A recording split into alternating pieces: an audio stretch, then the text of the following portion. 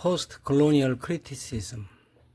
Perhaps one of the most important abilities critical theory develops in us is the ability to see connections where we didn't know they existed.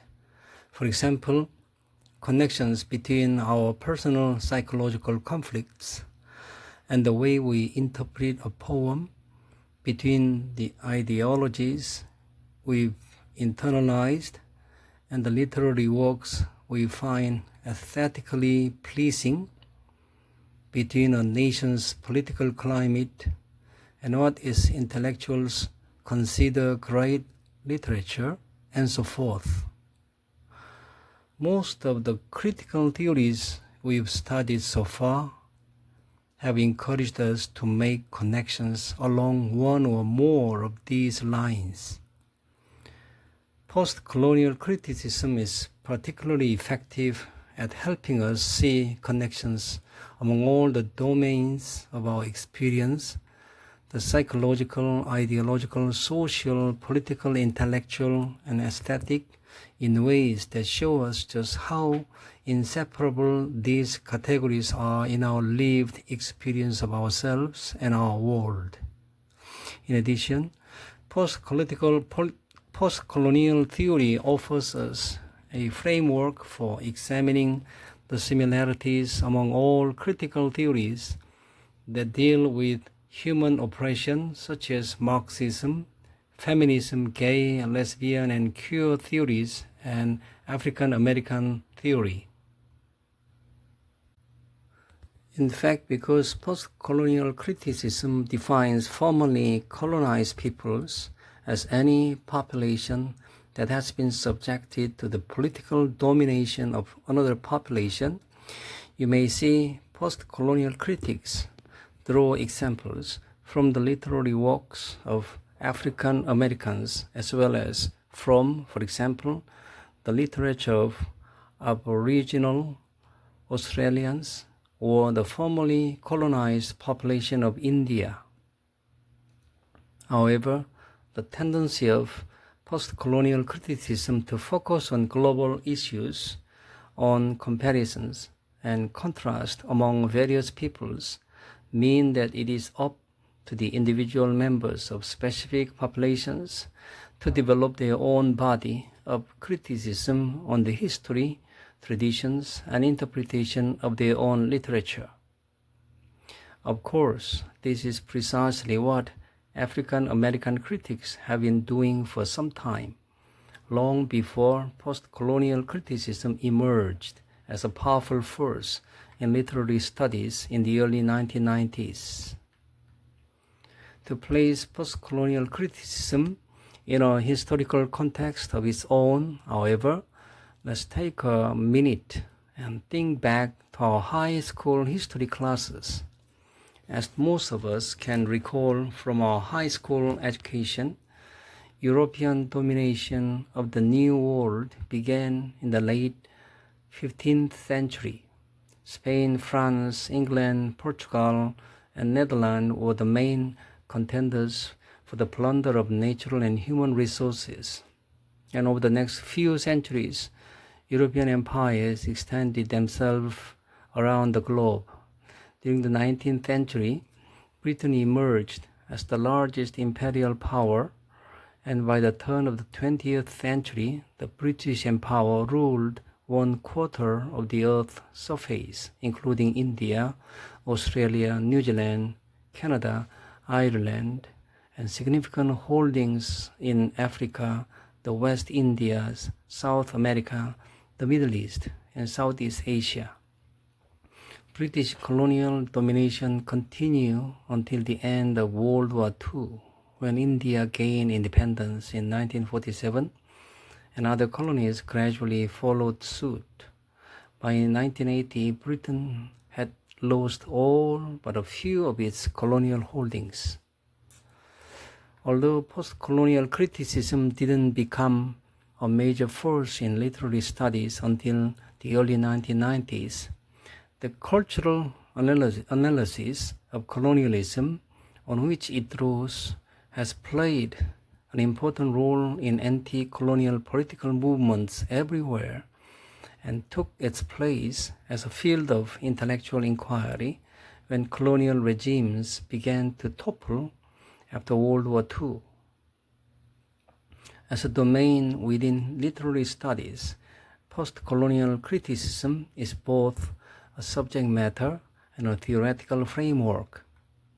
As a subject matter, postcolonial criticism analyzes literature produced by cultures that developed in response to colonial domination from the first point of colonial contact to the present. You may recall reading postcolonial literature under the heading of Commonwealth literature, which it called until the 1980s.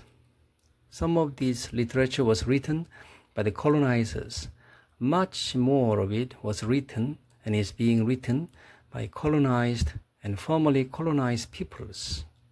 As a subject matter, any analysis of postcolonial literary work, regardless of the theoretical framework used, might be called postcolonial criticism.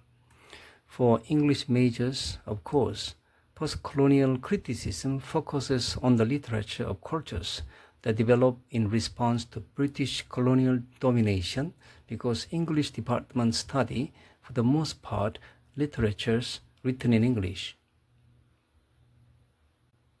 However, as a theoretical framework, and this is our primary concern here, postcolonial criticism seeks to understand the operations, politically, socially, culturally, and psychologically, of colonialist and anti-colonialist ideologies. For example, a good deal of postcolonial criticism analyzes the ideological forces that, on the one hand, pressed the colonized to internalize the colonizer's value, and on the other hand, promoted the resistance of colonized peoples against their oppressors, a resistance that is as old as colonialism itself. And as we will see, because colonialist and anti-colonialist ideologies can be present in any literary text, our work doesn't have to be categorized as post-colonial for us to be able to use post-colonial criticism to analyze it. Post-colonial identity. There's so many people formerly colonized by Britain speak English, write in English, use English in their schools and universities, and conduct government business in English in addition to the local languages they may use at home. Is an indication of the residual effect of colonial domination on their cultures. In fact, the dynamic psychological and social interplay between what ex-colonial populations consider their native, indigenous, pre-colonial cultures and the Britain culture that was imposed on them constitutes a large portion of the field of study for post-colonial critics. For post-colonial cultures include both a merger of an antagonism between the culture of the colonized and that of the colonizer, which at this point in time are difficult to identify and separate into discrete entities. So complete was the British intrusion into the government, education, cultural values, and daily lives of its colonial subjects. In short, although the colonizers retreated and left the lands they had invaded in the hands of those who had colonized, decolonization often has been confined largely to the removal of British military forces and government officials. What has been left behind is a deeply embedded cultural colonization. The inculcation of a British system of government and education, British culture, and British values that denigrate the culture, morals, and even physical appearance of formerly subjugated peoples. Thus, ex-colonials often were left with a psychological inheritance of a negative self-image and alienation from their own indigenous cultures, which had been forbidden or devalued for so long that much pre-colonial culture has been lost.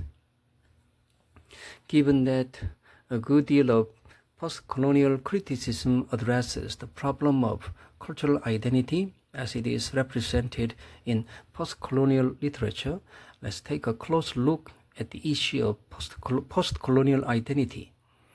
In order to do so, however, we must first understand colonialist ideology, the reaction to which constitute the origin of post-colonial identity.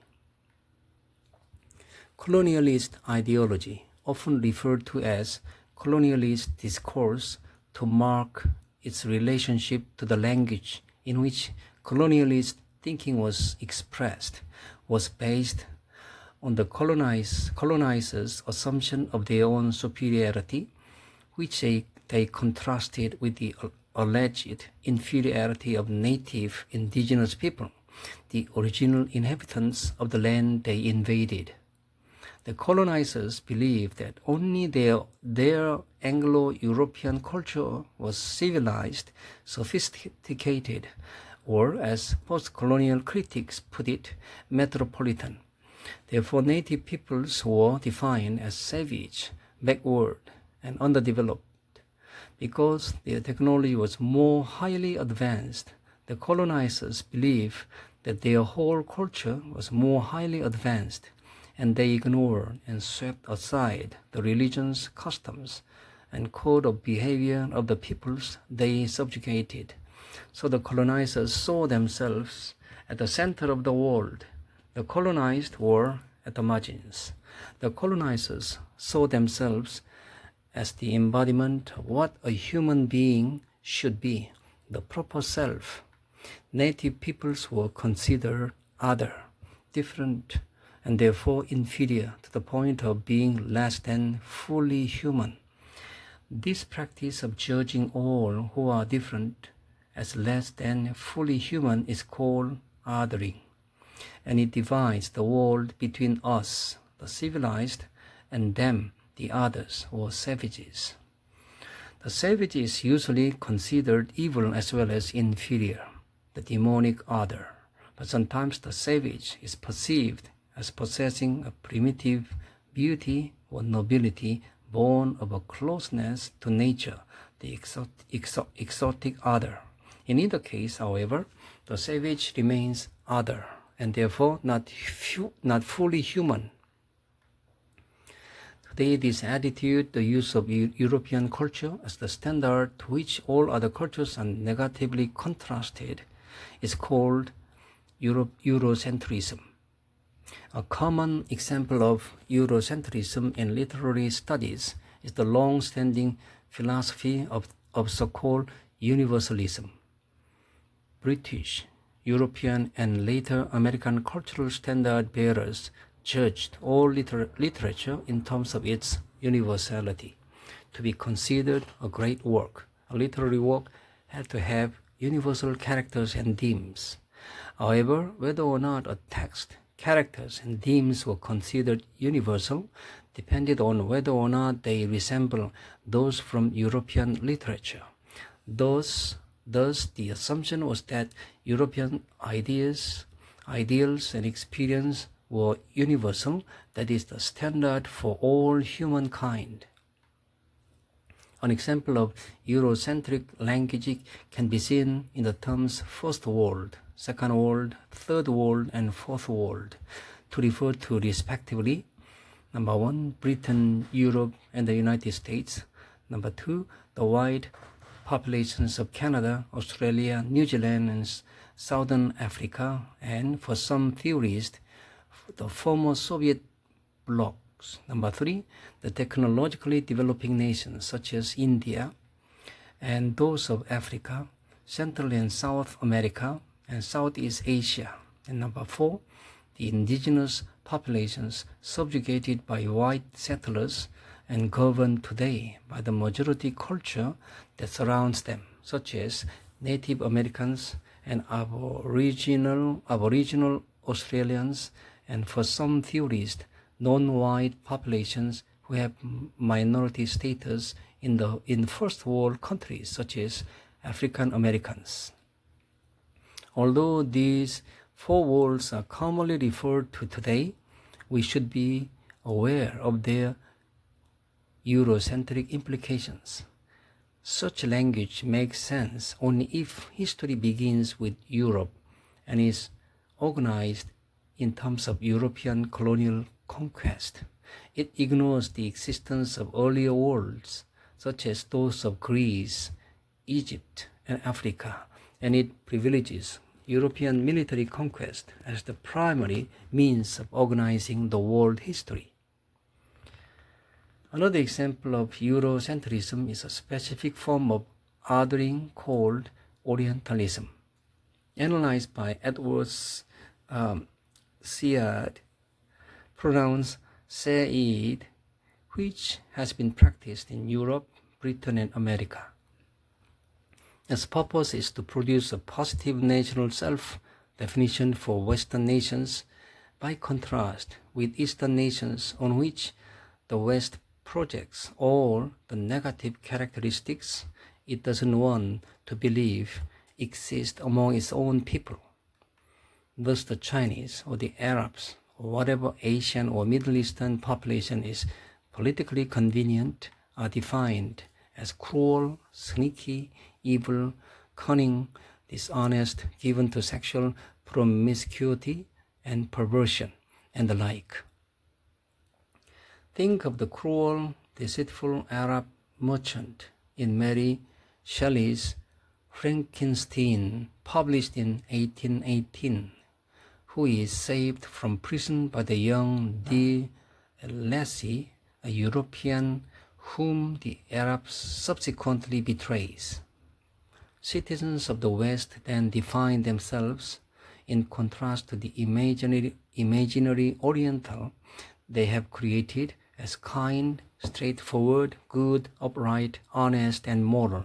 In short, the Oriental is an invention of the West, by contrast to whom it has been able to define itself positively and justify any acts of military or economic aggression it has found advantageous.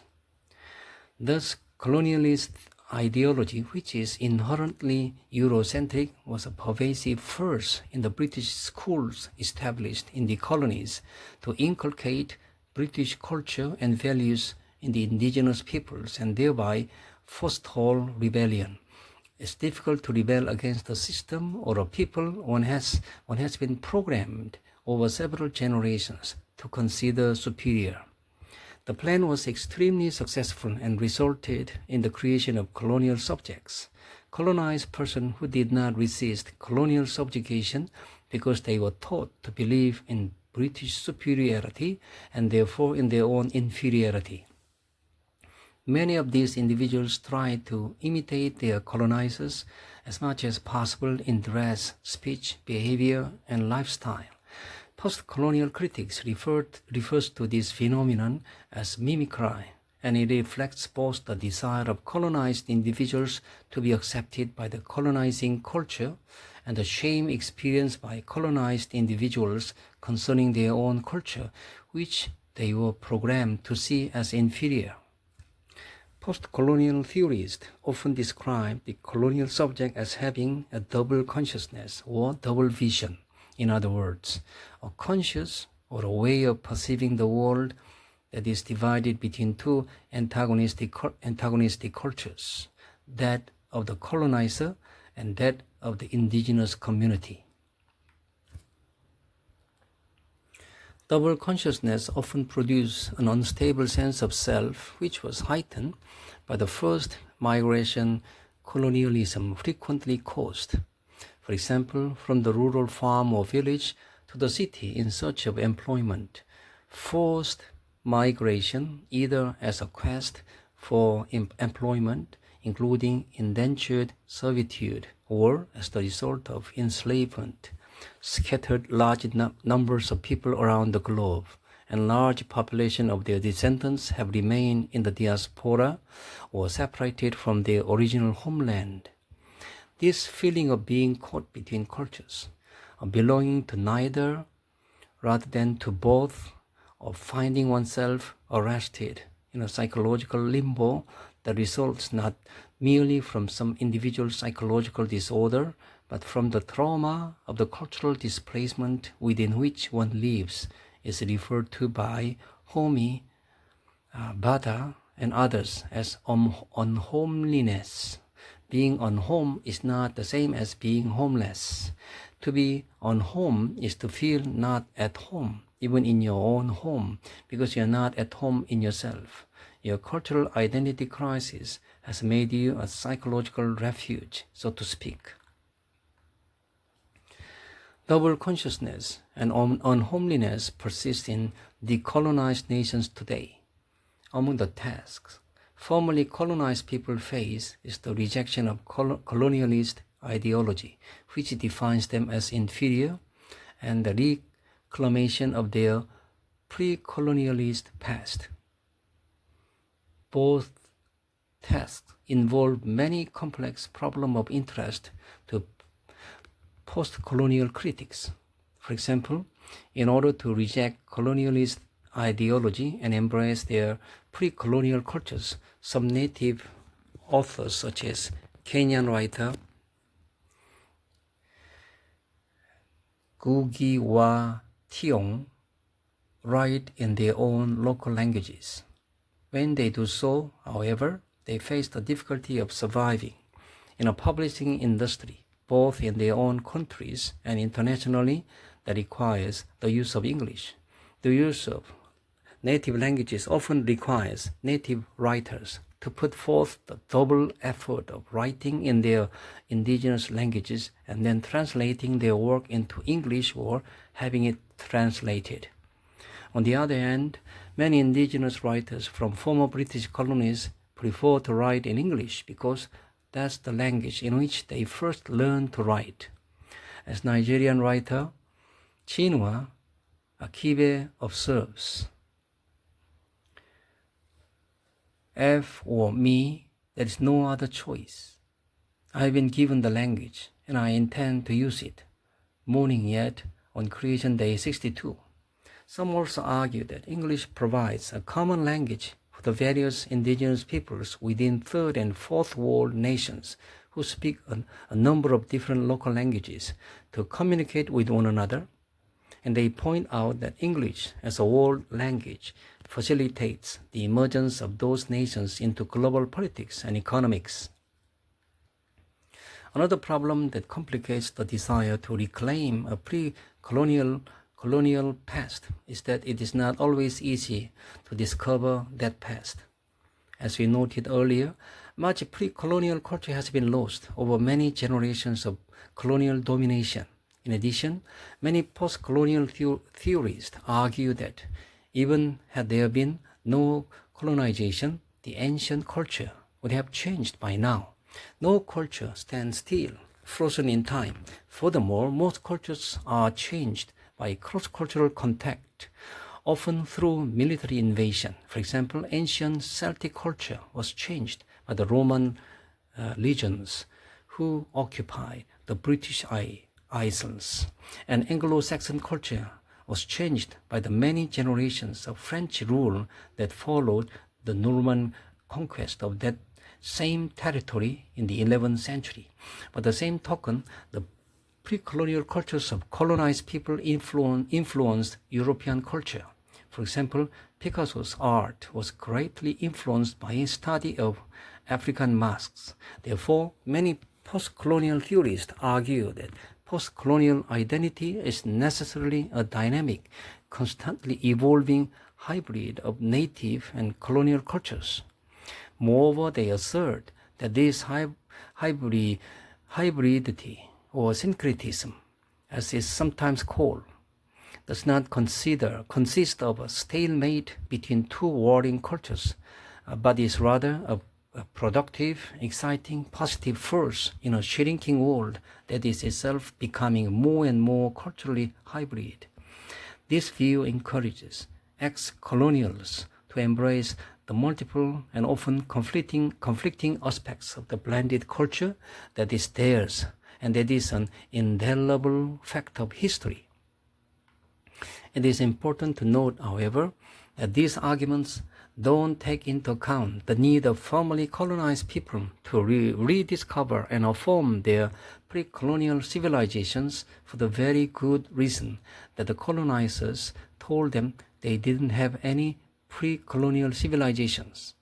Before colonization, the colonizers claimed native people lived barbarically without any system of government, religion, or rational customs.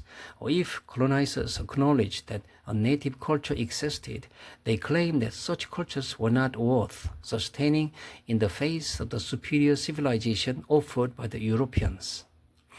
Many ex-colonials therefore feel they must assert a native culture both to avoid being swamped by the Western culture so firmly planted on their soil, and to recuperate their national image in their own eyes and in the eyes of others. This emphasis on indigenous culture, especially when accompanied by the attempt to eliminate Western influences, is called nativism or nationalism. From a nativist perspective, there is a big difference between a culture changing over time and a people being cut off from their culture. If you've read chapter 4, Feminist Criticism, you've probably noted, as many post-colonial critics have, a number of similarities in the theoretical issues that concern feminist and post-colonial critics. For example, patriarchal subjugation of women is analogous to colonial subjugation of indigenous populations, and the resultant devaluation of women and colonized people poses very similar problems for both groups in terms of achieving an independent personal and group identity, gaining access to political power and economic opportunities, and finding ways to think, speak, and create that are not dominated by the ideology of the oppressor. These parallels between feminist and post-colonial concerns also underscore the double oppression suffered by post-colonial women, for they are the victims of both colonialist ideology, which devalues them because of their race and cultural ancestry, and patriarchal ideology, which devalues them because of their sex. Sadly, post-colonial women have suffered patriarchal oppression not only at the hands of colonialists, but within their own patriarchal culture as well. As Annie McClintock observes, in a world where women do 2/3 of the world's work, earn 10% of the world's income, and own less than 1% of the world's property, the promise of post-colonialism, national independence, has been a history of hopes postponed. And predictably, international aid to developing countries reinforces this pattern, giving the money, the machinery, and the training to men alone, even in Africa, where women farmers produce 65 to 80% of all agricultural produce, yet do not own the land they work, and are consistently bypassed by aid programs and development projects. Post-colonial debates.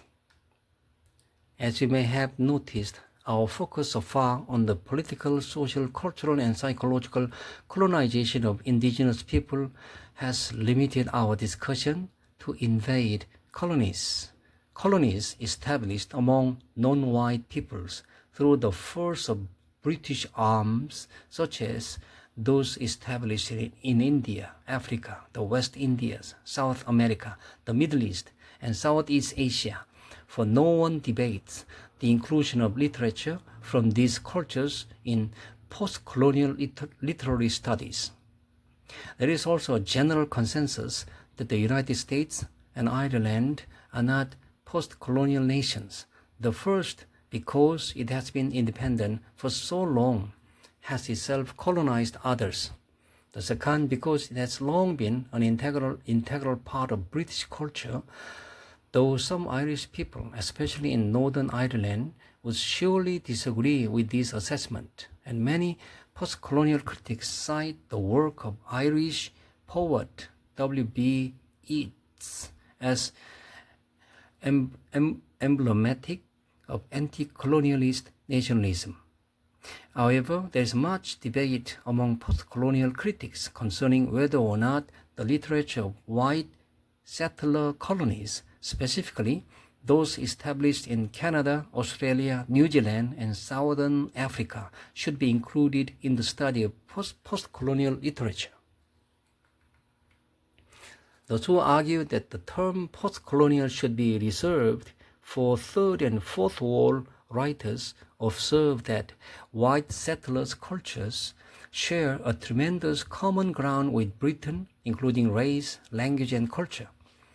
These colonies viewed Britain as the mother country, not as an imperial invader, and they were treated very differently from the non-white colonies Britain controlled. For example, white settlers' colonies were permitted a good deal of self-government and were granted dominion status, political autonomy within the British Commonwealth, without having to make up arms to achieve it. Indeed, it was white settlers who, as Britain did elsewhere, subjugated non-white indigenous people and took their land and natural resources. In other words, these theorists argue the inclusion of white settler cultures under the post-colonial rubric ignores the enormous difference race has played in the history of colonization and continues to play today in the racist attitudes that keep third and fourth world peoples economically oppressed. On the other hand, theorists who believe white settlers' culture should be included under the rubric post-colonial argue that the foundational concept of post-colonial criticism is anti-colonial resistance, and the literature of white settler cultures have a good deal to teach us about the complexity of anti-colonial resistance, because their own resistance to cultural obliteration by an overwhelming British cultural presence has occurred without the help of a clear distinction between colonized and colonizer, a distinction that non-white invader colonies have been able to count on. In other words, white colonial subjects experience, in a subtler, less clearly demarcated form, the same double consciousness experienced by non-white colonial subjects. From this perspective, we can simply ignore the anti-colonialist literature produced by the Second World, while we uncritically assume that all the literature produced by non-white colonized people is necessarily a literature of resistance. Another debate engaging the attention of post-colonial critics concerns the politics of their own critical agenda.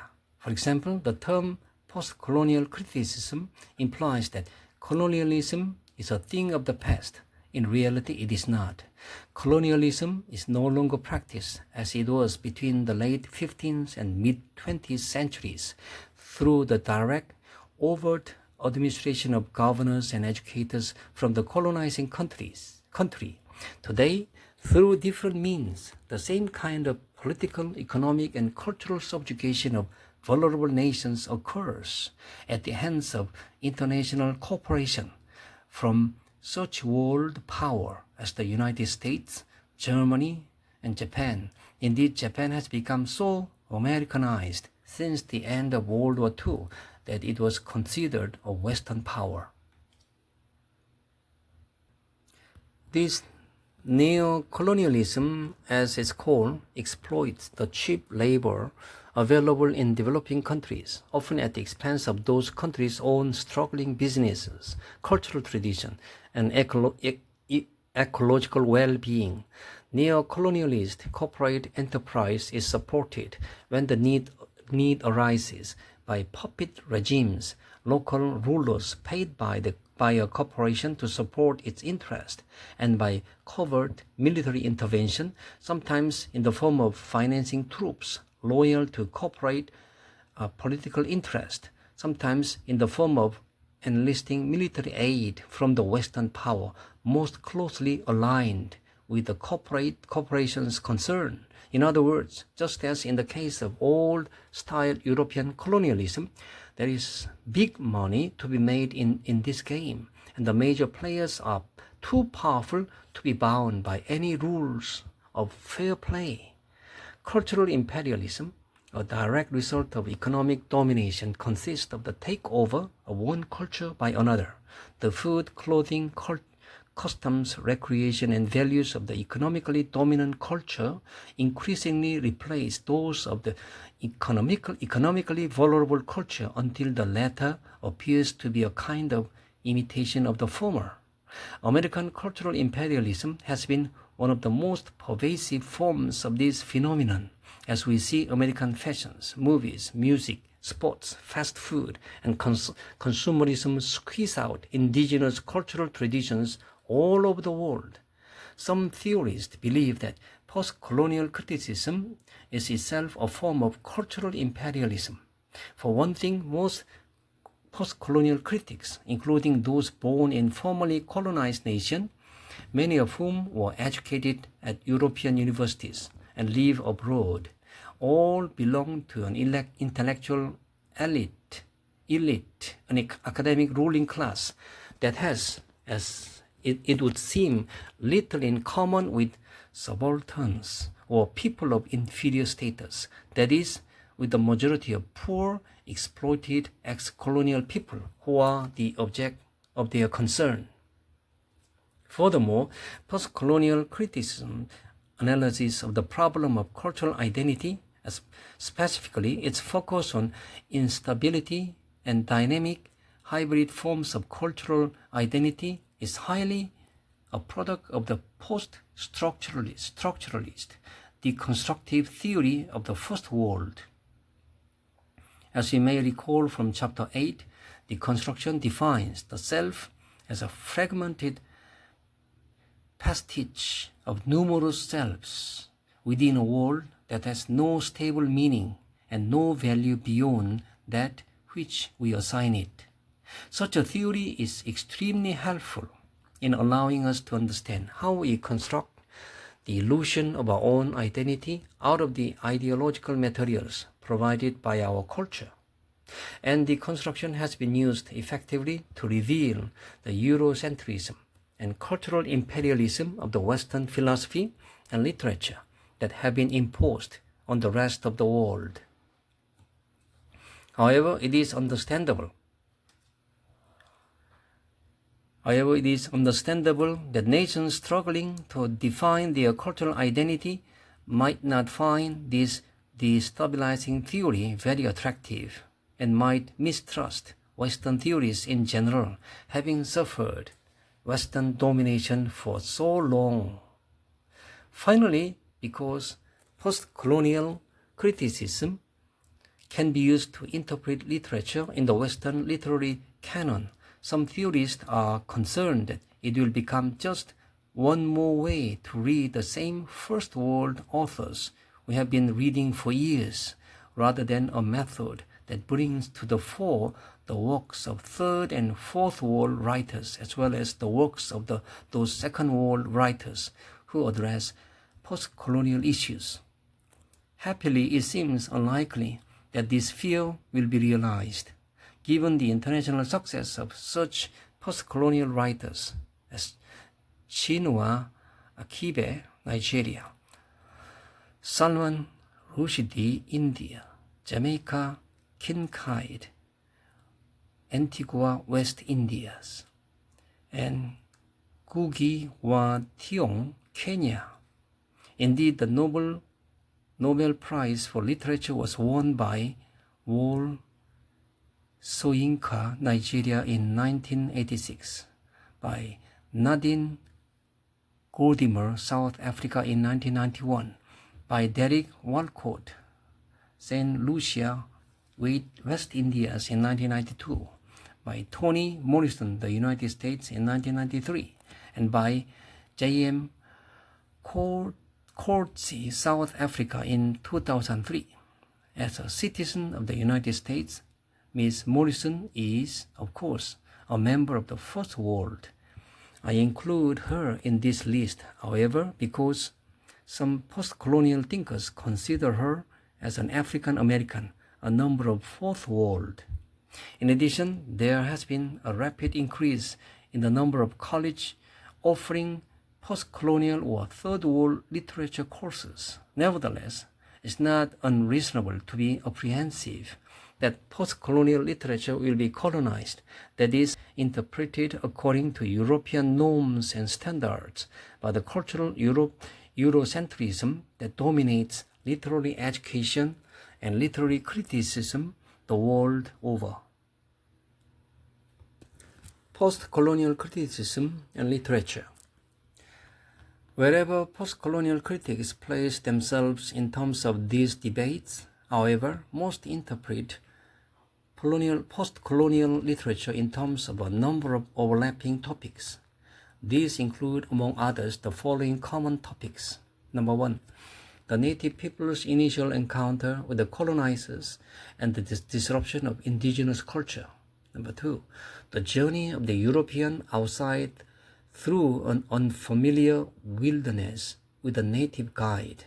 Number 3, othering the colonizers' treatment of members of the indigenous culture as less than fully human and colonial oppression in all its forms. Number 4, mimicry, the attempt of the colonized to be accepted by imitating the dress, behavior, speech, and lifestyle of the colonizers. Number 5, exile, the experience of being an outsider in one's own land or a foreign wanderer in Britain. Number 6, post-independence exuberance followed by disillusionment. Number 7, the struggle for individual and collective cultural identity and the related themes of alienation and homeliness, feeling that one has no cultural home or sense of cultural belonging, double consciousness, feeling torn between the social and psychological demands of two antagonistic cultures, and hybridity, experiencing one's cultural identity as a hybrid of two or more cultures, which feeling is sometimes described as a positive alternative to unhomeliness. Number 8, the need for continuity with the pre-colonialist past and self-definition of the political future. These common topics illustrate post-colonial criticism's recognition of the close relationship between psychology and ideology, or more specifically between individual identity and cultural beliefs. In addition, most post-colonial critics analyze the ways in which a literary text, whatever its topic, is colonialist or anti-colonialist, that is, the way in which the text reinforces or resists colonialism's oppressive ideology. For example, in the simplest form, a text can reinforce colonialist ideology through positive portrayals of the colonizers, negative portrayals of the colonized, or the uncritical representation of the benefits of colonialism for the colonized. Analogously, text can resist colonialist ideology by depicting the misdeeds of the colonizers, the suffering of the colonized, or the detrimental effects of colonialism on the colonized. Such analysis is not always as straightforward as this simple outline might lead you to expect. However, for the ideological content of literary text is rarely able to confine itself to such tidy categories. Joseph Conrad, Heart of Darkness, 1902, for example, is extremely anti-colonialist in its negative representation of the colonial enterprise. The Europeans conducting its ivory trade in the Congo are portrayed as heartless, greedy thieves who virtually enslaved the indigenous population to help collect and transport the Europeans' loot and the negative effects of the European presence on the native peoples are graphically depicted. However, as Chinua Achebe observes, the novel's condemnation of Europeans is based on a definition of Africans as savages. Beneath their veneer of civilization, the Europeans are, the novel tells us, as barbaric as the Africans. And indeed, Akiba notes the novel portrays Africans as a prehistoric mass of frenzied, howling, incomprehensible barbarian. Africa is a setting and backdrop which eliminates the African human factor. Africa is a symbolic battlefield devoid of all recognizable humanity, into which the wandering European enters at his peril, an image of Africa 12. In other words, despite Heart of Darkness' obvious anti-colonialist agenda, the novel points to the colonized population as the standard of savagery to which Europeans are compared. Thus, Akiba uncovers the novel's colonialist subtext, of which the text does not seem to be aware. Let's look at a few more brief examples of post-colonial interpretations of literary text. Homi Bhabha gives us a wonderful example of the global orientation of much post-colonial criticism when he offers a new way to analyze world literature, not in terms of national traditions, which is how it generally has been studied, but in terms of post-colonial topics that cut across national boundaries. For example, Bhabha suggests that world literature might be studied in terms of the different ways cultures have experienced historical trauma, perhaps such trauma as slavery, revolution, civil war, political mass murder, oppressive military regimes, the loss of cultural identity, and the like. Or world literature might be seen as the study of the ways in which cultures define themselves positively by othering groups whom they demonize or otherwise devalue for that purpose. Or we might analyze world literature by examining the representation of people and events that occur across cultural boundaries rather than within them, such as representation of migrants, political refugees, and colonized people. The center of such a study, Bhabha says, would neither be sovereignty of national cultures nor the universalism of human culture, but a focus on the unspoken, unrepresented past that haunt the historical present. That is, we might study what world literature tells us about the personal experience of people whom history has ignored, the disfranchised, the marginalized, the unhomed, such as are found in the work of South African writer Nadine Gordimer and African-American writer Toni Morrison. For example, Bhabha argues that Gordimer's My Son's Story, 1990, and Morrison's Beloved, 1987, are unhomely novels in which the female protagonist, Ayla and Seti, respectively, live in the hinterland between cultures. Ayla is unhomed because she is imprisoned for using her house as a cover for gun running in an effort to resist South Africa's racist government. Seti because she has killed her baby daughter in order to save the child from the abuses of a cruel slave master. Thus, Bhabha observes these two characters are doubly marginalized. First, as women of color living in racist society. Second, as women whose actions have placed them outside the circle of their own communities.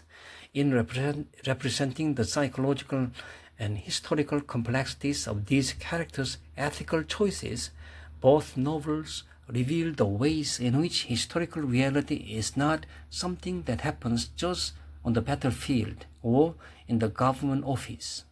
Rather, historical reality comes into our homes and affects our personal lives in the deepest possible ways. Marginalized people may be more aware of this fact because it is pressed on them by violence and oppression, but it is true for everyone. Another attempt to find a common denominator in post-colonial literature is made by Helen Tiffin, who claims that the subversive anti-colonialist maneuver characteristic of post-colonial text does not lie in the construction or reconstruction of national cultural identity, but rather in the rereading and rewriting of the European historical and fictional record. Tiffin argues that as it is impossible to retrieve a pre-colonial past or construct a new cultural identity completely from the colonial past, most post-colonial literature has attempted instead to investigate the means by which Europe imposed and maintained colonial domination of so much of the rest of the world. One of the many ways post-colonial literature accomplishes this task, Tiffin maintains, is through the use of what she calls canonical counter-discourse, a strategy whereby a post-colonial writer takes up a character or characters or the basic assumptions of a British canonical text and unveils its colonialist assumption, subverting the text for post-colonial purposes. Tiffin sees this kind of literary revolution 1907 in, for example, Wide Sargasso Sea in 1966 by Jamaican-born writer Jean Rhys. Rhys' novel, a post-colonial response to Charlotte Bronte's Jane Eyre, 1847, writes back 98 to Bronte's novel by, among other things, reinterpreting Bertha Mason, Rochester's West Indian wife. Bronte's novel portrays Bertha, the descendant of white colonial settlers, as an insane, drunken, violent, and lascivious woman who tricked Rochester into marriage and whom her husband must keep locked in the attic for her own and everyone else's protection. In contrast, Rhys' novel depicts Bertha in Gayatri Spivak's world as a critic of imperialism. Spivak, 271, a sane woman driven to violent behavior by Rochester's imperialist oppression. Rhys' narrative thereby unmasked the colonialist ideology informing Bronte's narrative, and part of Jane Eyre's colonialist ideology, we might add, is revealed when the novel associates Bertha with the non-white native population as seen through the eyes of colonialist Europe. Bertha's face is a black and scarlet visage, Bronte 97, and the room she inhabits is a wild beast den. In other words, according to the colonialist discourse in which Jane Eyre participates, to be insane, drunken, violent, and ravicious is the equivalent of being non-white. Tiffin notes that similar canonical counter-discourse can be found, for example, in 1988, by South African writer J.M. Coetzee, in the way the novel reveals the colonialist ideology of Daniel Defoe's Robinson Crusoe, 1719, an ideology manifest in Crusoe's colonialist attitude toward the land on which he is shipwrecked and toward the black man he colonizes, names Friday. And of course, canonical counter-discourse occurs in the numerous modern Caribbean and South American performances of Shakespeare's The Tempest, which reveal the political and psychological operation of Prospero's colonialist subjugation of Caribbean in the original play. As Stephan observes, canonical counter-discourse doesn't unmask merely the literary works to which it responds, but the whole fabric of colonialist discourse in which those works participate. Finally, Edward Said demonstrates how postcolonial criticism of a canonical literature work often involves moving the margins of the work, for example, minor characters and peripheral geographical locations, to the center of our attention. This is what he does in his analysis of Jane Austen's Mansfield Park, 1814. The entire novel is set in England around the turn of the 19th century, most of it on the sizable estate of the wealthy Sir Thomas Bertram, who epitomizes the positive image of the traditional English gentleman of property.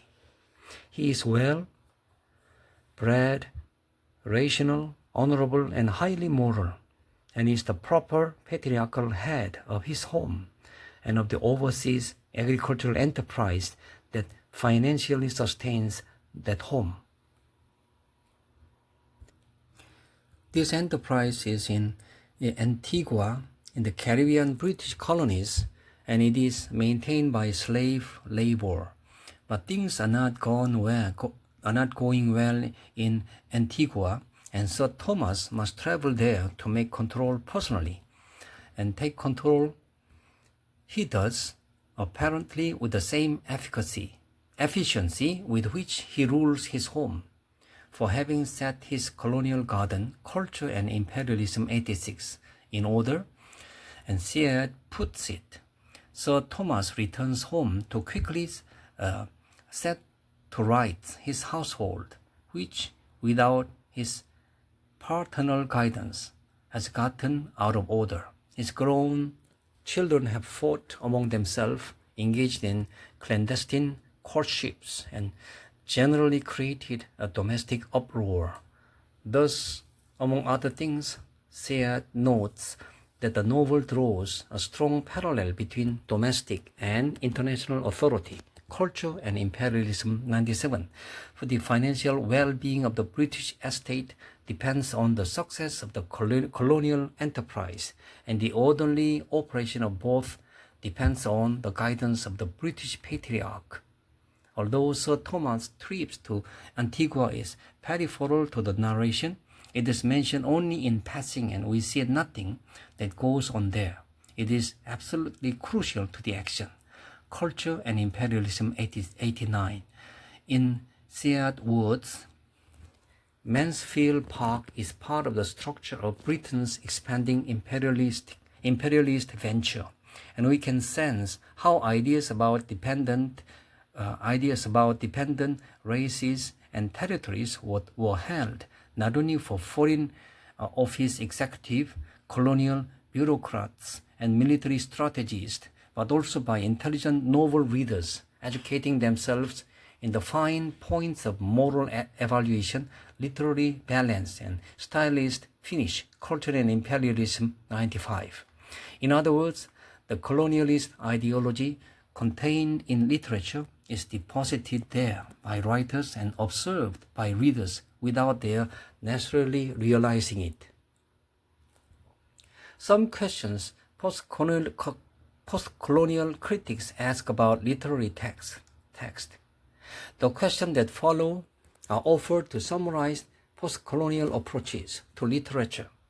Keep in mind that most postcolonial analyses, regardless of the issues on which they focus, will include some attention to whether the text is colonialist anti-colonialist, or some combination of the two that is ideologically conflicted.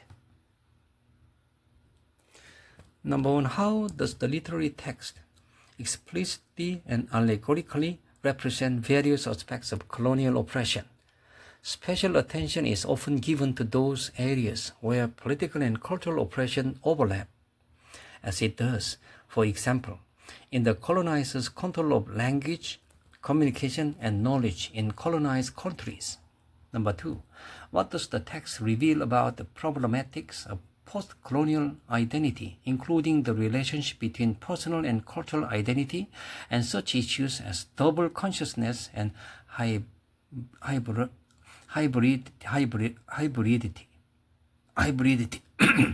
Number three, what does the text reveal about the politics and or psychology of anti-colonialist resistance? For example, what does the text suggest about the ideological, political, social, economic, and psychological forces that promote or inhibit resistance? How does the text suggest that resistance can be achieved and sustained by an individual or a group?